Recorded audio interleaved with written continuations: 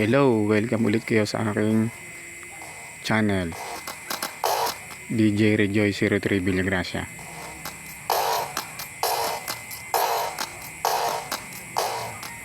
Okay, ngayon pag-usapan natin itong ginagamit kong application. Maraming salamat pala sa nanood sa video sa nag-comment. Ito yung nasa lahat sa TikTok, sa YouTube at saka sa page. Lahat ito pinopost ko doon. Okay, hindi ko nakahabaan. Gusto kong i-share itong ginagamit kong application. Ang pangalan nito ay DJ. Ang spell niya ay letter D J A Y, DJ. Yung mga nauna kong application medyo ako nabilib dito Pag kasi nag-remix ka ng manual, nag-beat matching ka ng manual, hindi ka gagamit ng sync. Tinuro ko na yun doon sa nauna kong video. Yung ang ginamit kong application ay yung Cross DJ. Tapos kapag marunong ka ng mag-beat matching, kapag nag-remix ka na, merong mga kanta na hahabulin mo yan para tumiming. Kagaya nito, timing siya. Lalo yung mga kanta na tinugtog ng banda dito sa application na to. Kaya ako nagtataka, meron akong mga naririnig na remix na kapag akong nag-remix ng kantang yon, hahabulin ko talaga pero bakit sila walang kahirap-hirap? Yun pala ang na-discover ko. Pwede ring manual yun kasi beat matching kapag nag-remix ka ng kanta tapos humihiwala yung beat sa kanta, yung pitch slider ito dapat lagi ka nakaabang dito tsaka sa EQ. Ngayon ganito i-share ko kung paano nangyayari yun. Etong application na to, hindi ko na kung magagamit ko siya na matagal kasi nung dinownload ko siya nakalagay ay free for 7 days. Baka pag naka-isang linggo na hindi ko na siya magamit, ewan ko, hindi ko alam. Yung kasing engine mix hindi ko na magamit, lang siya, free for 3 days, pero nagamit ko siya na matagal. Hindi ko alam nung nag-wifi ako ba't bigla na siyang hindi gumana. Titignan ko kung magagamit ko to kasi babayaran mo to sa Play Store ng mga nagiging problema kagaya ng mix fader, babayaran mo na yun. Dapat pala nasa SD card siya para kahit ilipat ko sa ibang phone pwede. Yan kung paano mag-remix, paano mag-EQ, tinuro ko naman sa mga nauna kong video. Ngayon papakita ko lang sa inyo kung paano siya mag-mix ng kusa. Ito, umpisahan na natin ito na rin yung gagamitin ko, yung beat, yung background. Ang gagawin mo lang dyan, diba tinuro ko na sa nauna kong video, kukunin mo yung dawan, diba, ayun, kukunin mo yun, teka lang, yan, ang layo, kukunin mo yung dawan, ayun, yan, diba, tapos iiki mo siya tsaka ilulap, ganun din ayan, pupunta tayo sa ayan yung kanyang waveform. Kukunin mo yung dawan, yung first kick, yan, kukuha tayo ng EQ natin, ayan, demo ko lang sa inyo kung paano siya mag-remix yan. Tapos yan na natin, ilulup natin. Yan, lulup natin. Yan. Yan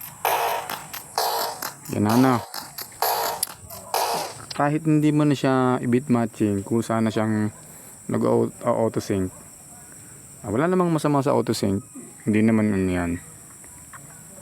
Pero mas maganda nga yung beat matching talaga Yan. Pe-play ko ha. Ito yung mangyayari. Ito yung kantang i-remix natin. Ito mo. Paparinig ko na muna. Yan. Kapag na-remix mo to ng manual, hahabulin mo siya eh. Pero dito walang kahirap-hirap eh. Napapasok ko na yung beat. Yan. Ito nga, pag pinilay ko ha.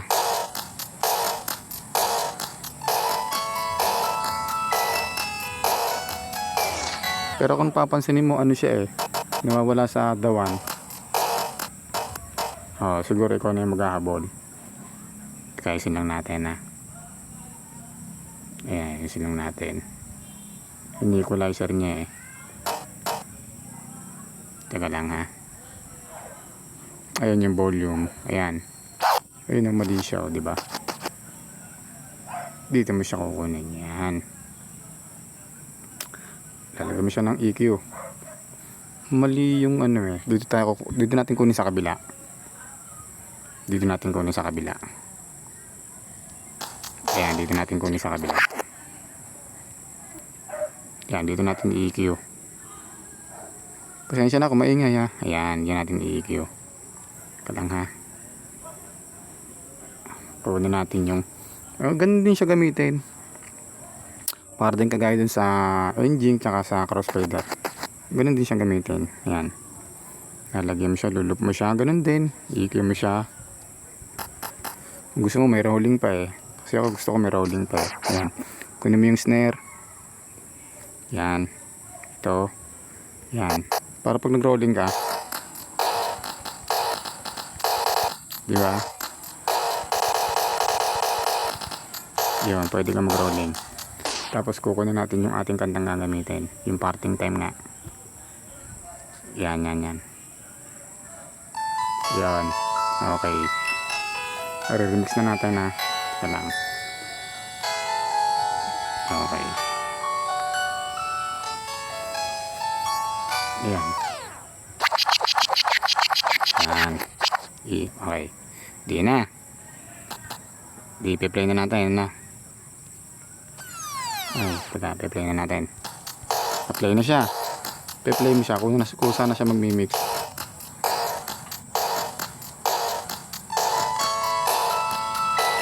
Mawala sa dawan, di ba yan?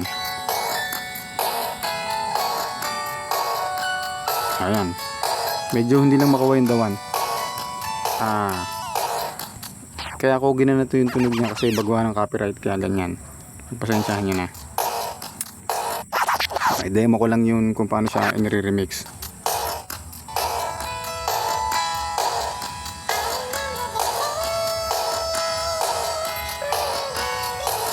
Yan ha.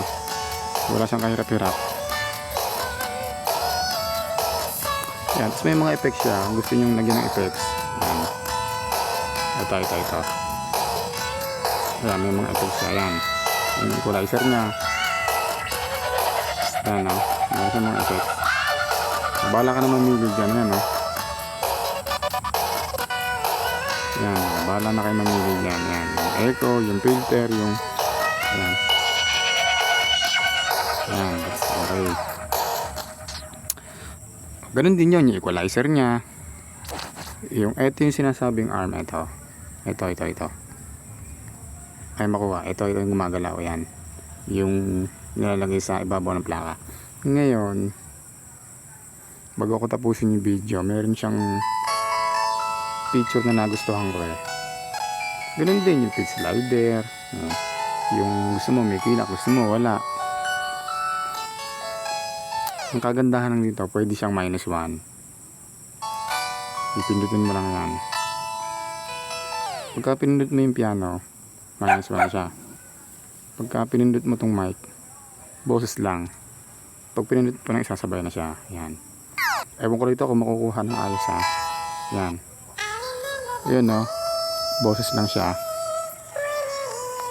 Diba? Gusto mo -1. Yun no, wala siyang kanta. Gusto masabay. Yan. Yan, boses lang.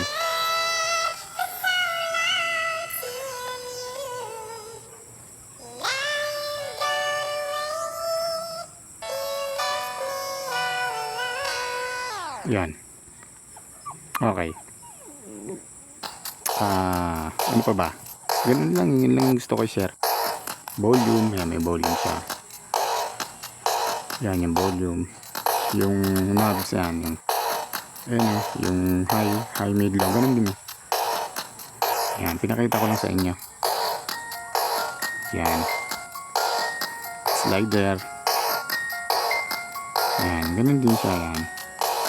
Ang feature lang dito ay pwede siyang -1. Pwede yung boses lang. Yan, nandito na lang. Gusto ko lang i-share eh. Yan. Yung record hindi mo magagamit kasi nakalock. Ayun, no? Yung rep yung kulay pula. Hindi ako makapag-record ng remix ko nakalock. Pero okay lang to, mag-remix ka ng live. Okay lang naman yan. Hanggang dito na lang muna. Ito ulit ang nag-iisang DJ ninyo, DJ Rejoice 03 Villagracia. Dito ako nag-record sa aking bukid. Gabi na ngayon. Ngayon ay May 5, araw ng Lunes 2025. Pasensya na kung medyo matagal mag-upload na. Marami akong ginagawa ngayon eh.